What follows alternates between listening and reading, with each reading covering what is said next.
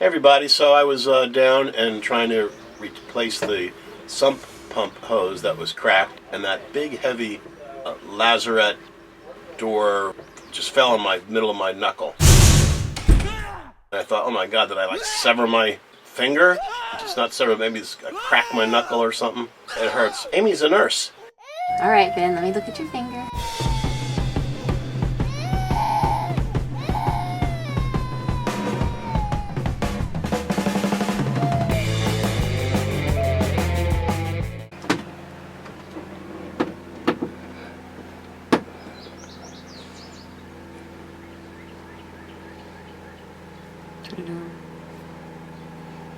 That's really good, actually. Doesn't look like you broke any blood vessels or anything. And you didn't break any skin, actually. That looks pretty good.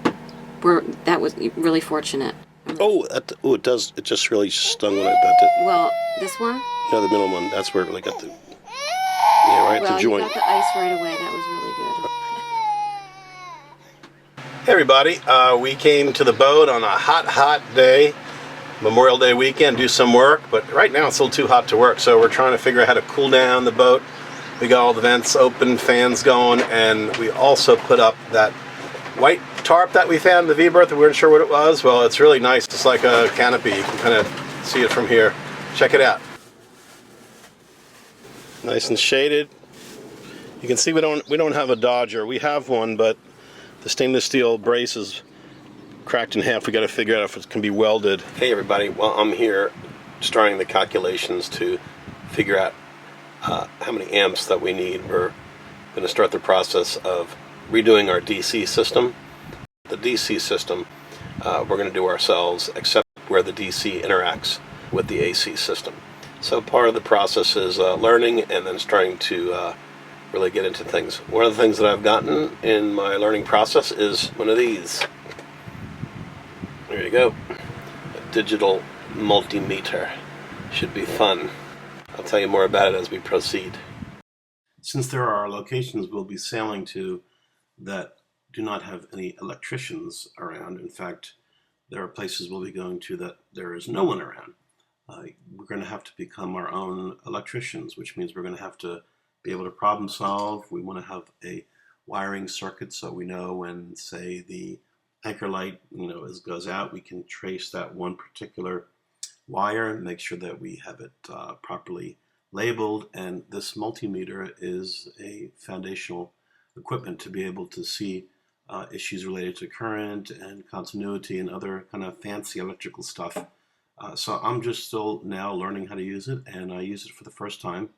The first thing you kind of have to do when you're going to start a ground up DC system is take a look at what you want to power when you're at anchor, and then add up the DC power that you're going to need in amps.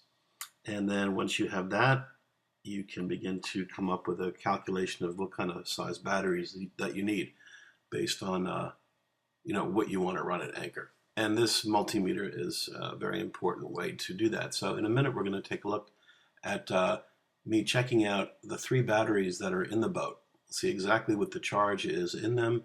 And this is kind of the foundation. Before we can see if we need new batteries, we got to find out if the existing batteries are good or not. So let's check it out.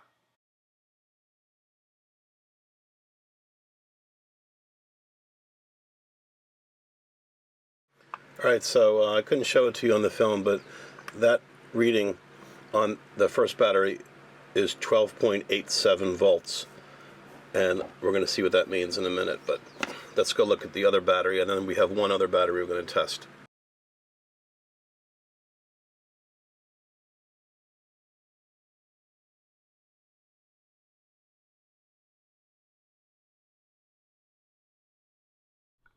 Besides this battery being dead, the other problem is that batteries are supposed to be, number one, secured firmly so that when the boat is heeling, the batteries don't move. This one isn't. Number two, it needs ventilation, and this is in the rear stateroom, and there's no ventilation in this little cubby. This is like for underwear here. There should not be a battery in there. So what this little basic multimeter test has shown us is that we have 2 good batteries that are charged, and we have 1 battery that's dead. Now that we know the capability of our batteries, we have to identify each wire We also know that the two batteries that we do have are rated at 100 amp hours each. This information helps us begin to know how many amps that we can draw, and we can go look and see what we want to run while we're at anchor. We have to inspect each wire and make sure that, number one, the wire is the right size for the amps and the power that's going through it. Number two, we have to make sure that every wire has a fuse, so if there's a short circuit, it won't become overheated and start a fire. And of course, we have to label each wire so we know, should there be a problem where something doesn't turn on, we can identify that wire and we can do our troubleshooting. We also have to make sure that the wire is approved marine wiring and not something that was just bought at Home Depot, which is fine for the home, but not fine for sailboats. And like most old boats, there's a lot of half-assed wiring on our boat, so we've got quite a job ahead of us. Plus, I want to simplify everything on this boat, so I'm taking out this old CD player. It's kind of defunct, and we don't really play CDs anymore anyway.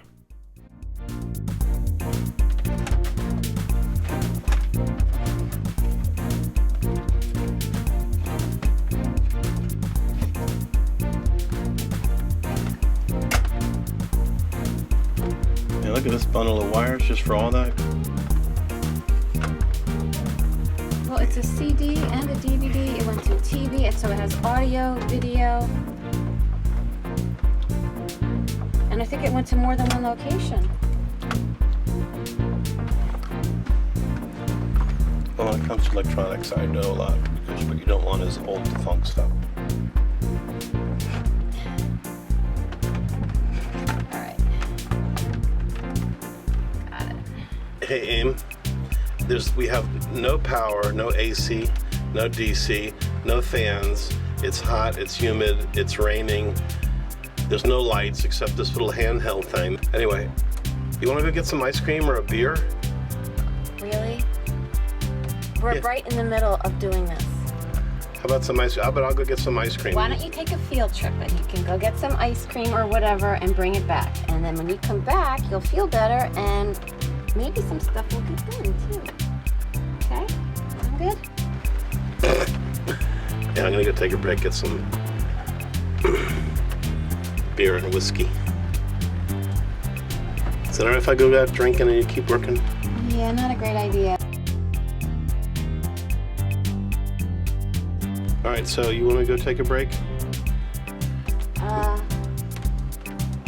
Maybe you can go take a break and I'll finish finding where these lines is. How about some ice cream? I'll bring it back for You're you. your own boss. Oh. Okay, I'm back. I decided not to get beer and whiskey, so I just got milk and ice cream for us instead. How's that? What we got? Oreo ice cream bar for you.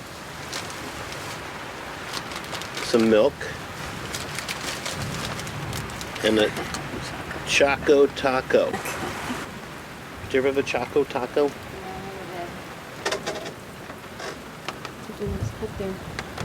This is the antenna for the VHF. This one here. We should mark that. That's the VHF. What's this? And there's another one. And there's all this stuff here we don't even know. Well, it goes up into the mast. Look at this. It's all... That's not right there. No, and this one's cut. Look at the purple one. That's cut.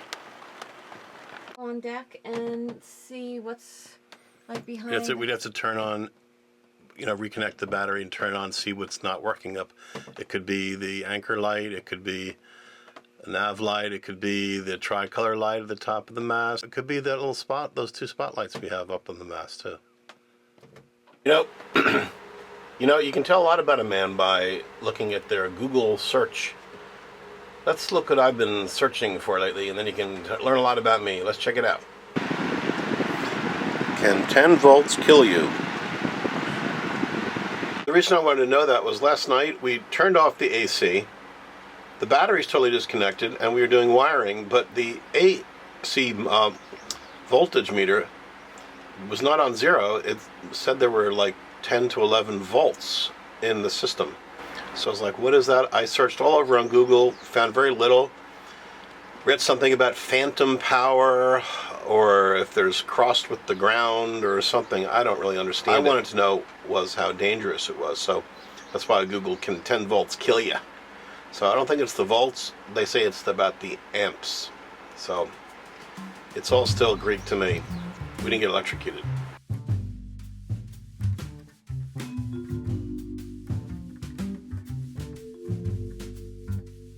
I'm just really tired. It is hard work. Definitely hard work, but it's good. It's good work. It's fun. And if you have someone to do it with, it makes it even all the more fun. Rambling on and on and on. I'll probably like edit all of this, or maybe I'll bore all of you and just keep it in. But I want to give you an idea of what we're doing. We inherited this boat's electrical system. A couple of quick things.